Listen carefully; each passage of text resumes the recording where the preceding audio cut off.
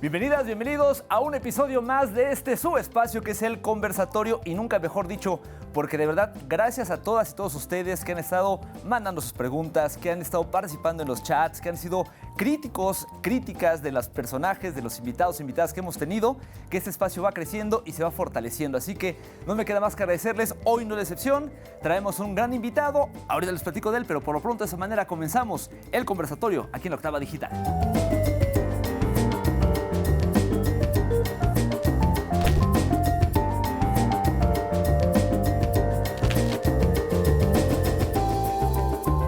Y bueno, pues como les decía, tenemos un gran invitado, conociéndolos a este gran público polémico y crítico de la Octava. Ya sé que me lo cuestionaron durísimo. Él es nada más y nada menos que Gustavo de Hoyos. Seguramente, pues ustedes lo ubican, un gran empresario reconocido, licenciado en Administración de Empresas, originario de Baja California, ha trabajado en un montón de cosas, patrono de la Universidad Autónoma de Baja California, pero seguramente todos lo ubicamos principalmente por dos actividades. Una, porque fue el presidente pasado de la Coparmex, un organismo, digamos, síndico patronal. Ahorita le pediré que nos explique bien ese término, y también porque es ahora uno de los principales promotores del Sí por México. Así que de esta manera, y antes de darle pie, quiero que nos acompañen a ver con él este termómetro de Gustavo de Hoyos. Nuestro invitado de hoy nos ha dejado claro que la presidencia de la República no está en sus planes. ¿Tiene usted aspiraciones políticas? ¿Quisiera usted llegar a ser presidente de México en un momento dado? No, Rubén, la verdad es que desde hace mucho tiempo se ha señalado, desde que empecé hace más de 20 años con la representación empresarial a nivel local y posteriormente a nivel regional y nacional, que hay esa aspiración. Yo lo he dicho una y otra vez, mi aspiración es servir desde la sociedad civil en el sector privado, y esa ha sido la vocación.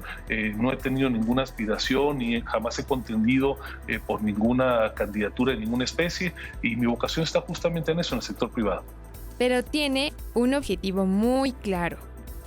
La meta es contar con una gran coalición opositora conformada por el PAN, por el PRI, por el PRD y por Movimiento Ciudadano, y donde incluso puedan tener espacio otras formaciones políticas progresistas para echar a Morena de la presidencia de la República en 2024. Su activismo político llamó la atención del presidente de la República, quien dijo no estar preocupado por ello. No, es que eso es la democracia. Me preocuparía que no hubiese protesta. Y a lo dicho por el presidente, Gustavo de Hoyos respondió: ¡hay tiro! Colabora como articulista en algunos de los principales diarios de circulación nacional porque su opinión es valorada como uno de los principales contrapesos de la sociedad civil frente al poder público. Actualmente sigue colaborando para lograr una coalición opositoria firme, para postular en 2024 una candidatura presidencial de unidad. Así damos la bienvenida a Gustavo de Hoyos Walter. Bueno, pues ahí está don Gustavo de Hoyos. Hoy, hace rato les platicaba un poco de él. Se me olvidaba que es licenciado en Derecho. Esa es la parte de la que no me acordaba. Afortunadamente él ya me recordó. Y bueno, Gustavo, pues muchísimas gracias por estar aquí. Gracias, Daniel. Un gusto. No, el gusto es mío. Por favor. Gracias. Pues siempre les digo, ¿de usted o de tú? De tú, por favor. De tú. Norteño, si es que Ya no sé, faltaba más. ya sé. Gustavo, mi agüita que anda por acá. Pues muchas gracias, Gustavo. Oigan, rápidamente, para que un poco sepan y estemos todos en la misma sintonía. Tuve oportunidad en su momento como reportero de cubrir la parte empresarial, y entonces ahí fue donde conocí en persona a Gustavo de Hoyos. Tuve la oportunidad de platicar algunas cosas y cuento esta anécdota, Gustavo, porque en aquella ocasión, todavía en el 2000, hacíamos cuentas en el 2020, todavía no pasaba el tema ni de revocación de mandato, no habían pasado las elecciones intermedias, y en aquel momento tú nos platicabas esta visión que tenían desde la Coparmex antes de que se saliera el Sí por México, ¿no? De que le apostaban a que se fuera para atrás, tuviera éxito la revocación de mandato en el sentido de revocar la presidencia de Andrés Manuel, y entonces hacían un análisis que a mí me parecía pues muy inteligente en el sentido de qué pasaría después. Entonces, era de ahí la importancia de que en las elecciones intermedias el Congreso no quedara con mayoría de Morena para que entonces fuera un partido de oposición. Bueno, finalmente esto no pasó y entonces, pues te preguntaré primero, antes de ir con las preguntas del público, ¿por qué no se cumplió este pronóstico que tenían? ¿Qué creen que por ahí pudo haber pasado y qué va a pasar ahora? Oye, pues qué buena pregunta para empezar. Da para 2 horas, si es que voy a tratar de resumir Tenemos la media hora respuesta, nada ¿verdad? más. No, a ver, lo que en aquella ocasión platicábamos en el ya lejano 2020, parecería, era la importancia de que en este país tuviéramos mejores contrapesos. Más allá de las simpatías que pueda tener una u otra persona por tal o cual personaje, por tal o cual partido político, lo que yo siempre he sostenido que para que un gobierno funcione requiere de pesos y de contrapesos. Y en aquella ocasión te platicaba que estábamos trabajando en una idea que parecía loca en ese tiempo de cómo conformar una coalición opositora para que en las elecciones que se venían en 2021 justamente hubiera una situación de mayor equilibrio en la Cámara de Diputados. La realidad es que se lograron grandes cosas, la oposición creció de manera significativa en su presencia, pero efectivamente, como bien apuntas, por las reglas de la sobrerepresentación, no se logró que las oposiciones en su conjunto tuvieran más de la mitad de los 251 diputados federales. Yo en ese tiempo, como tú bien recuerdas, señalaba que si se lograba el objetivo, y ya que el presidente de la República había planteado la reforma constitucional en materia de revocación de mandato, pues habría que tomar la palabra y habría que tomarle un tiro y entonces sí, hacer un gran esfuerzo para que se lograse la revocación. Muchos me preguntan, oye, ¿qué pasó después? ¿Por qué siempre no le entraron? Y yo decía con mucha claridad, a ver, estando de acuerdo con el proceso de revocación de mandato, estando de acuerdo con la figura que impulsó el presidente, pues eso tiene que tener un propósito. Si en la Cámara de Diputados actualmente más de la mitad de los diputados los controla el oficialismo, lo digo con cuidado, ¿verdad? El conjunto de esos diputados son más de 251, pues no tenía ningún sentido intentar un proceso de revocación de mandato porque en el caso de que se consiguiera que la mayoría votase por la cesación del presidente, de cualquier manera quien sería electo como presidente sustituto para acabar el periodo sería alguien de su mismo grupo político. Entonces, ¿para qué gastarnos en algo que ya sabemos en qué va a acabar, no? Exacto. Y por eso yo preguntaba, entonces, ¿qué sigue ahora?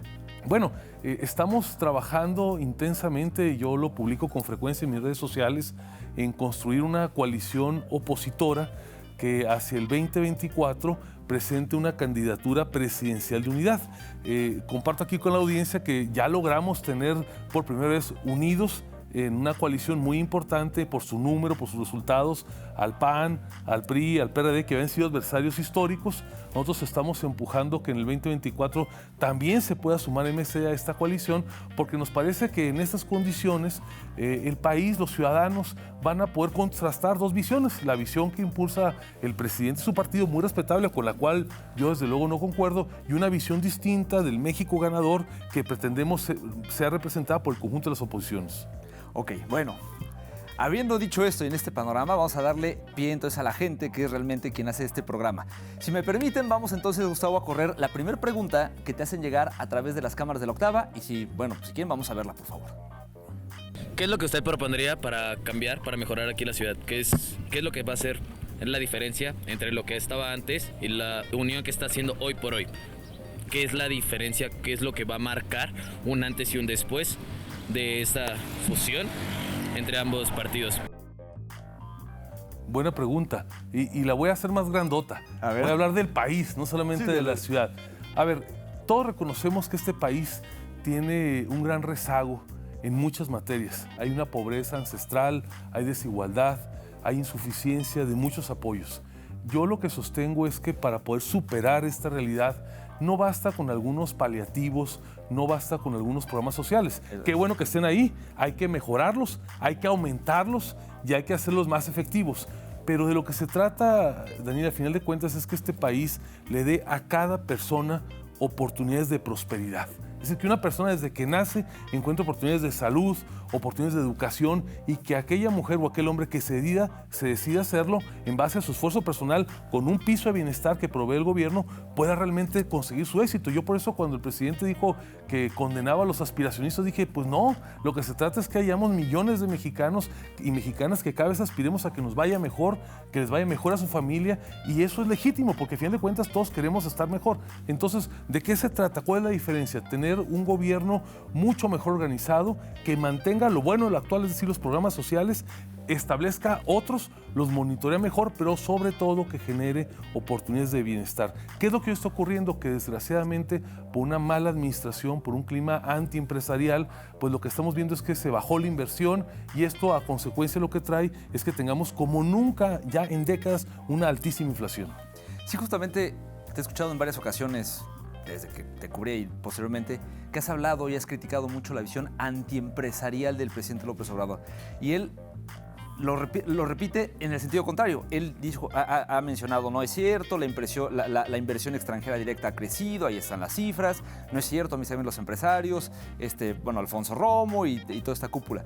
Finalmente, ¿por qué tú sigues sosteniendo que es claramente antiempresarial? Bueno, a ver, primero los datos. Ajá. Como nunca antes el país dejó de crecer. Teníamos ya casi 3 décadas con un crecimiento que el propio presidente criticaba, pero que era crecimiento y que a resultas de una mala administración se ha venido deteriorando. Cuando un empresario chiquito, mediano, grande se siente amenazado, pues se la piensa 2 o 3 veces para invertir. Y yo lo que sostengo es que este gobierno ha tomado varias decisiones, no una decisión, claramente han afectado a los empresarios, les han dado miedos. Cuando un empresario mediano en cualquier parte del país ve que se fustiga a un gran empresario, al que tiene tal o cual empresa, es chino. Si a eso les va mal, ¿cómo me va a ir a mí? Si hago algo en un momento dado, ¿no? Entonces, yo lo que sostengo, y creo que hay evidencia sobrada, es que este gobierno ha desaprovechado una gran oportunidad, Daniel. Mira, con los problemas que tiene hoy Estados Unidos con China, ahora con la guerra infortunada que existe entre Ucrania y Rusia, la economía de Estados Unidos está boyante, está muy fuerte. Y sería el momento para que este país abriera los brazos a la inversión, diera muchas oportunidades, porque a fin de cuentas no nos importa tanto que una empresa se haga más grande, eso qué bueno. De lo que se trata es que el crecimiento empresarial genere más empleos y que esos estén mejores remunerados. Yo aseguro, y estoy seguro que muchos en la audiencia me dan la razón, que tenemos muchos amigos, muchos parientes que tienen formación académica, que se han preparado y que hoy por hoy pasan las semanas y los meses y no están encontrando trabajo. Sí, claro. Bueno, que es un tema sin duda preocupante, la creación de empleos, y yo estoy de acuerdo ahí completamente contigo. Una pregunta que te hacen llegar por redes sociales. A ver, preguntan, ante la debacle, desde el proyecto político del presidente López Obrador, ¿qué proyecto se debe articular desde la oposición? ¿Cómo va a sumar a aquellos que votamos en 2018 por Andrés Manuel López Obrador? O sea, ¿cómo convertir, ¿no? a esta gente? A ver, yo lo que observo es que paulatinamente cientos de miles de personas se están sintiendo decepcionadas. Yo creo que genuinamente 30 millones de mexicanos le dieron su respaldo porque consideraron que iba a ser un cambio importante, positivo para el país. Lo que me parece que hoy podemos asegurar es que el presidente en casi todos los rubros le falló a los mexicanos. Y por eso me parece que este país, porque para eso somos una democracia, ahora en el 24 va a poner en la balanza todas estas cosas y como ha ocurrido en nuestra historia reciente, va a tomar una decisión que yo creo que va a ser por la alternancia. A ver, a veces no lo reflexionamos, Daniel, pero nuestro país prácticamente desde el año 2000, cada 6 años tiene alternancia. Es una democracia madura. Yo siempre digo a son de broma que para un mexicano es más fácil cambiar de partido político que de equipo de fútbol. Y efectivamente, o de religión, sí, claro. Y no hablo de los políticos profesionales, hablo de los ciudadanos. Nosotros sin ningún problema le damos en el 2000 el voto a un candidato como Vicente Fox y después se le refrenda el mismo partido con el presidente Calderón y luego se vota por el presidente Peña Nieto, que viene de una formación política que había estado en el poder 70 años. De la que nos rechazamos. Y luego sí, claro. se regresa ahora a un opositor con un partido de apenas 4 años de formado. Entonces, a ver, hay que celebrar que en México la alternancia es la costumbre. Y yo lo que sostengo es que, sin restar algunos méritos que pueda tener, haciendo el balance, el país merece que en el 24 tengamos una nueva alternancia. Nada más porque ya tocaste el tema, antes de pasar a la siguiente pregunta, ¿qué es lo que sí se puede rescatar desde tu punto de vista del presidente López Obrador? Mira, yo rescataría los programas sociales. ¿Todos? No todos, pero me parece que es importante que haya habido programas que impliquen una transferencia de dinero directa a las personas. A mí me parece que esos programas son buenos. creo que se pueden mejorar mucho más. Por ejemplo, me parece un absurdo que se le dé por parejo la pensión a un adulto mayor, a un gran empresario, que a una persona que está desvalido en la Sierra de Chiapas. Hoy conozco empresarios que reciben exactamente la misma pensión o el mismo apoyo que el que recibe una persona que no tiene para el día siguiente. Entonces, lo que yo sostengo es que, a ver, se podría mejorar a las personas que no lo necesiten, pues no entregarles este apoyo y eso permita que a otros se les mejore. A ver, en materia educativa, pues hay por ahí algunos programas. Yo lo que sostengo es que tiene que ser mucho más amplio y tiene que permitir que a las personas que quieren estudiar puedan elegir entre una universidad pública, una universidad privada, no nada más a ciertas escuelas que son las favoritas del presidente. Lo que sostengo yo es que las personas a futuro deben tener opción de, por ejemplo, de elegir qué sistema de salud quieren. El que quiera tener seguro social, enhorabuena, pero aquel que quiere un apoyo económico para irse con un médico particular porque cree que cierto tratamiento le conviene más con cierta persona, lo pueda tener. En resumen, hay que conservar los buenos programas sociales, hay que hacer mucho más que lo que actualmente se está haciendo y hay que hacer que lleguen a más gente en la población. Interesante. O sea, si hay esa transición, que es lo que se espera desde su óptica, no habría una quinta transformación. Podríamos rescatar parte de la cuarta y quizá mejorarla. Bueno, yo para empezar pienso que esta es una marca chafa. Okay. Lo digo con claridad.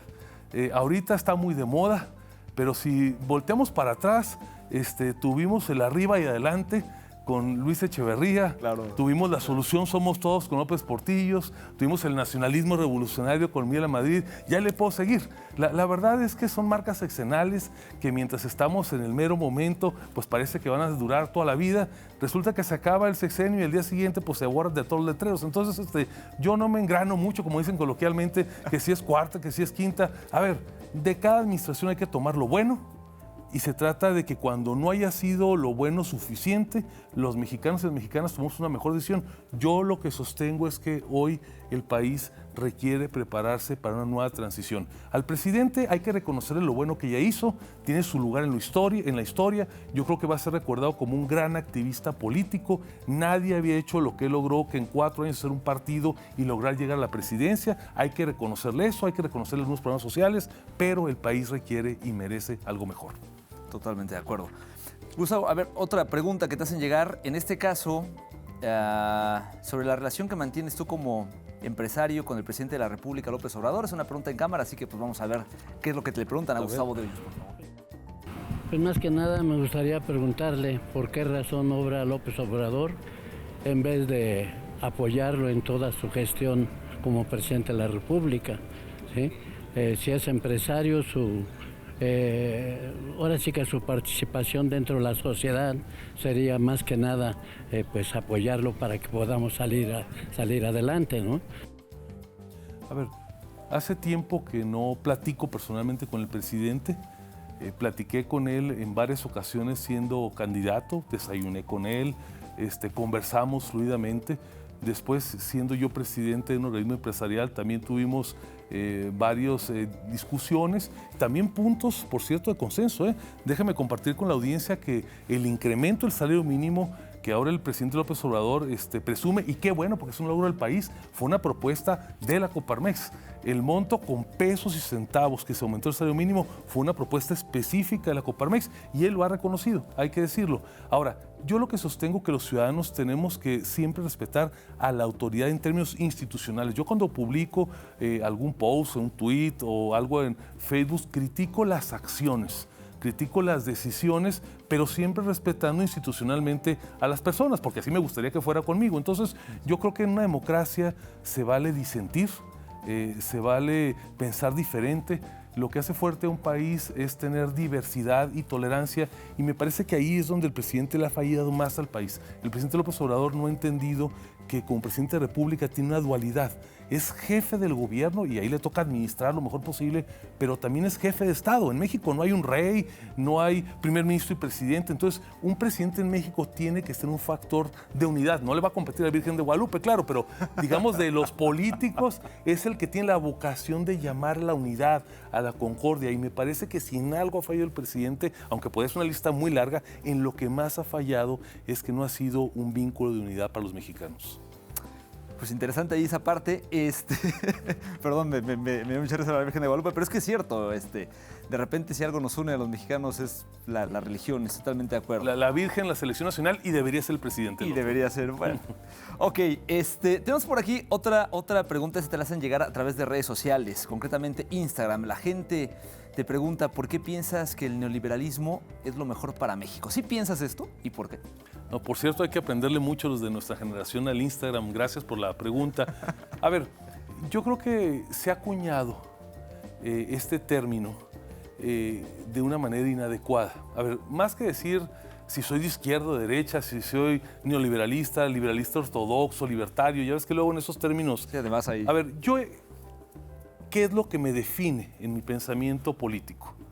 Yo creo que todo país necesita un Estado fuerte que garantice un piso de bienestar en materia de salud, en materia de educación, en materia de seguridad y en materia de retiro. Tiene que garantizar que la persona más pobre, menos capacitada, cuente con un mínimo de atributos que le permitan una vida digna. Pero hasta ahí, el Estado lo que tiene que hacer es fomentar que el esfuerzo individual permita a las personas progresar. Si una persona trabaja más horas, se levanta más temprano, o una familia, varios de sus miembros trabajan, legítimamente tienen derecho a que les vaya bien. Entonces, lo que yo sostengo, si eso se le llama neoliberalismo, pues me compro el calificativo, es que tenemos que apostarle a las dos cosas. Un Estado eficaz que genere estas condiciones de piso parejo para todos, pero que también fomente oportunidades de prosperidad. Y para eso también, déjame concluir con la idea, sostengo que no nos conviene nunca un gobierno que esté solamente dominado por una persona. Al país le conviene un régimen donde haya equilibrio de poderes, donde haya un poder ejecutivo fuerte que gobierne, pero también un legislativo que pueda mejorar las leyes, que exija cuentas, un poder judicial independiente que pueda, cuando es necesario, rectificar las decisiones del gobierno, que ponga orden entre los ciudadanos, y nos conviene que haya distintas visiones que coexistan.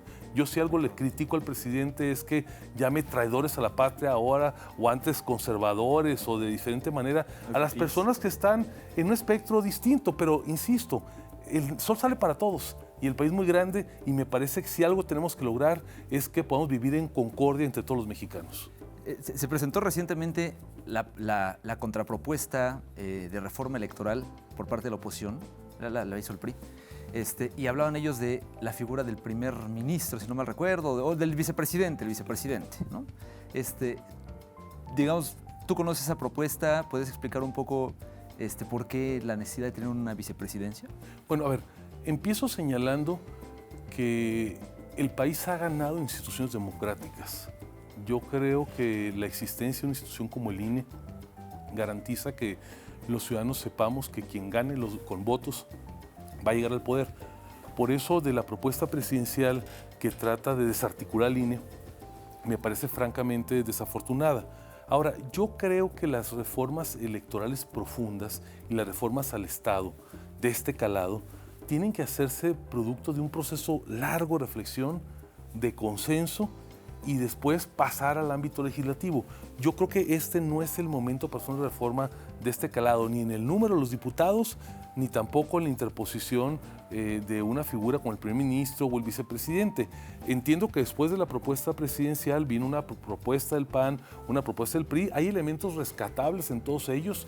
A mí me parece que incluso en la propuesta del presidente López Obrador hay 2 o 3 elementos que deberían de considerarse, pero cuando estamos a menos de 800 días de que se elija presidente, me parece francamente precipitado. O sea, tomar la decisión sobre rodillas de reducir de 500 a 300 diputados, tomar la decisión de reducir el periodo del presidente, a lo mejor poner una reelección de 4+4, o estas ideas que han venido surgiendo, creo que aunque son dignas de analizarse, hoy son absolutamente inoportunas. Híjole, bueno, pues habría que ver cuándo, porque decimos lo mismo de cuando van comenzando los No, periodos, yo lo que creo es que en las campañas políticas estas ideas se deben de discutir y al inicio de una nueva gestión con una nueva Cámara, en el tramo inicial de un sexenio es cuando deben de tratarse de procesar para que haya un periodo de implementación que no tenga dedicatoria, que no parezca que el que la está planteando pues ya está construyendo su camino. ¿Qué es lo que hoy ocurriría? A ver, y a lo mejor el ejemplo no le va a gustar a muchos en la audiencia, pero lo tengo que decir.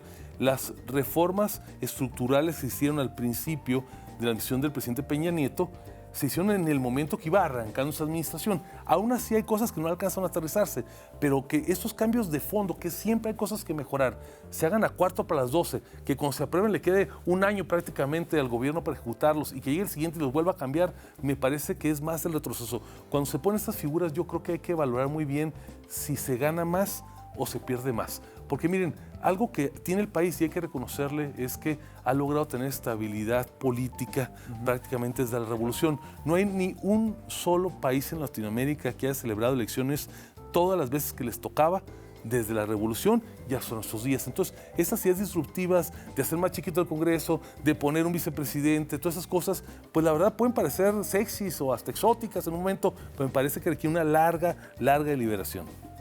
Ok, sexy, me gusta ese término. Bueno, coquetonas, pues. Sí. Gustavo, te hacen llegar un montón de preguntas para que agrupamos. Sale. Y además les pusimos, o sea, la verdad es que les puse las rudas, porque estas son las rudas. A ver, te preguntan por redes sociales. Ahí te va. ¿Ya pagaste tus impuestos? ¿Lo puedes demostrar? Sí lo puedo demostrar. Ajá. Todos los años de que soy mayor de edad he presentado mi declaración de impuestos. En todos los años me ha tocado pagar. Los pago en individual y los pago en las empresas que participo. Y desde luego que lo puedo mostrar sin ningún problema. Ok. Y muchos, por cierto, además. Sí, me imagino. Sí, bueno, me imagino. A ver. Dicen que en esta vida nada más dos cosas son seguras: la muerte y pagar impuestos. Y más ahora.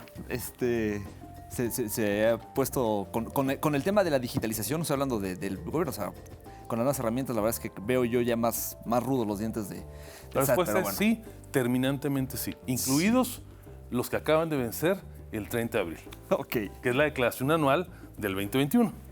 Déjame seguir corriendo preguntas. A ver, te ponen que si tiene cura tu avaricia patológica, si sabes lo que es tener alguna necesidad, si eres lacayo de Carlos Salinas de Gortari, ¿qué se siente ser la sanguijuela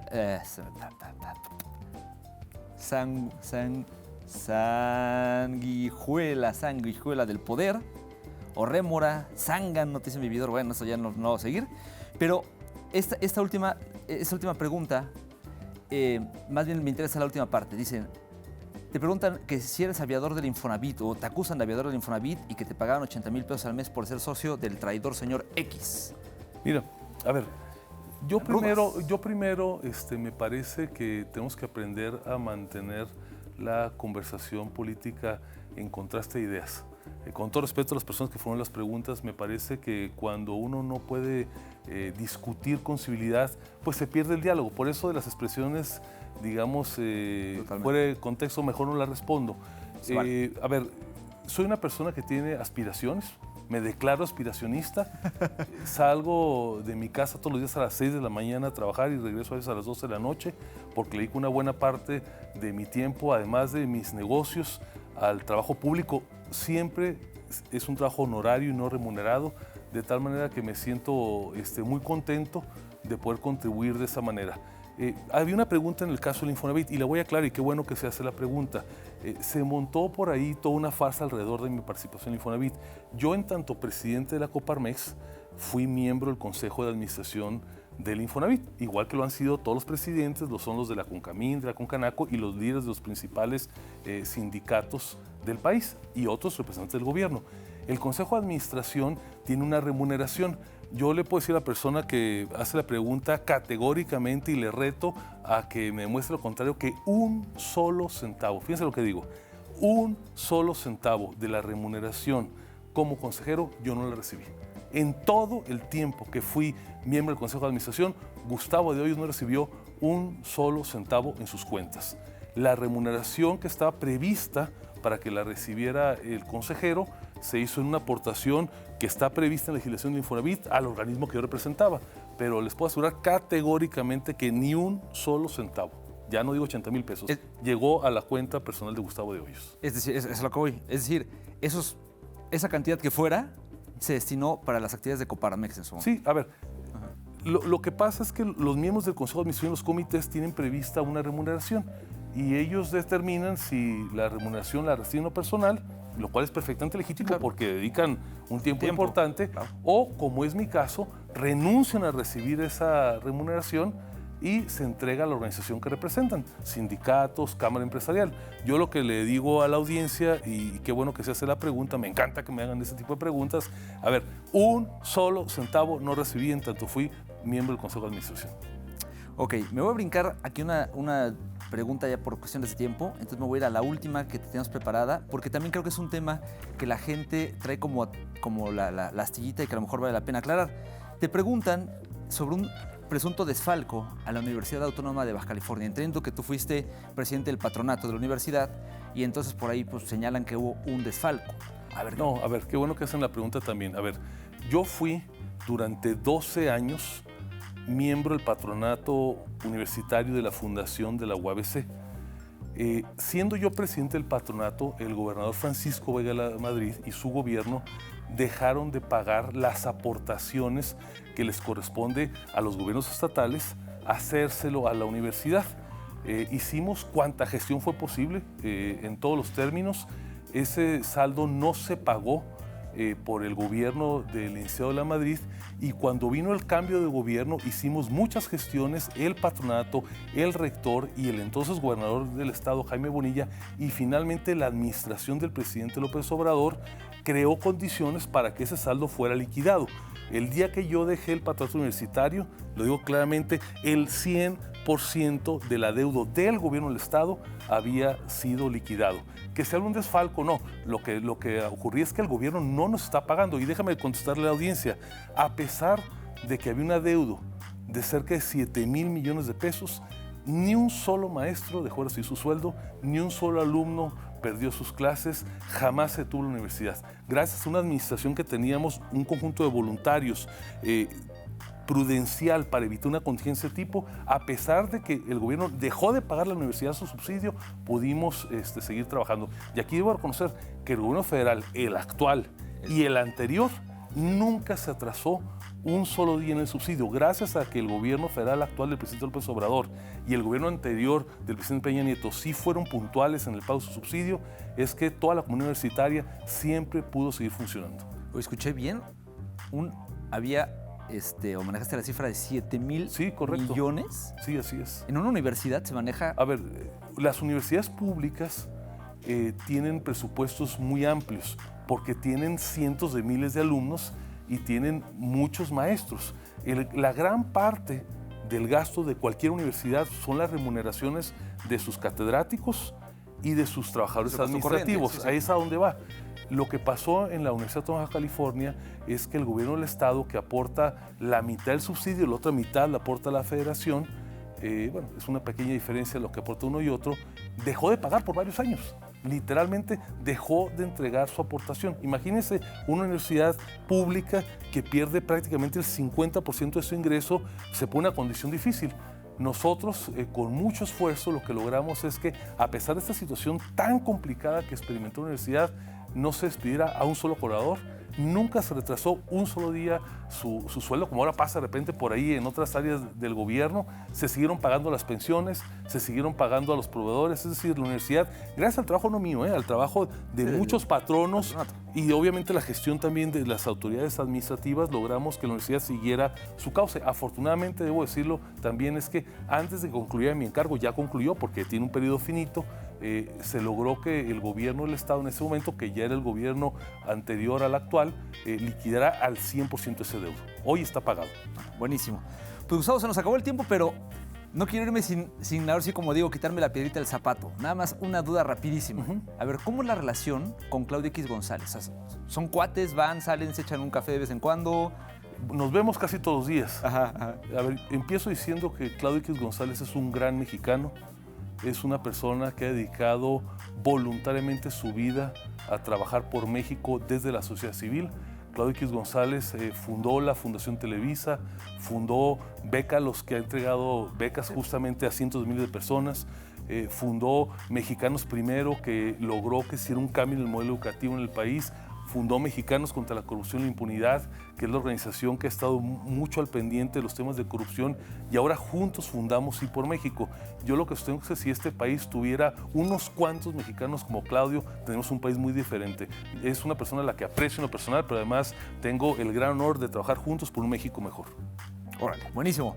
Pues ahí está, muchísimas gracias. Pues ahí sabe, Gustavo de Hoyos estuvo presente el día de hoy con nosotros en el conversatorio. Te agradezco muchísimo, por cierto, Gustavo, sobre todo, y lo digo y lo he dicho con otros invitados e invitadas, que vengan y puedan contestar las preguntas así de frente y que de repente no son preguntas fáciles. La verdad es que siempre es muy bien apreciado. Muchísimas gracias, Gustavo. Encantado de conversar con la audiencia. Gracias por la invitación y gracias a La Octava. No, hombre, bueno, nos vemos próximo jueves. Ya saben, jueves 9 de la noche, aquí en el canal de La Octava Digital. Ya somos 1.300.000. Seguimos creciendo, así que muchas gracias a todos ustedes, a todas ustedes. Y nos vemos el jueves. Así que, adiós, chao. Vámonos.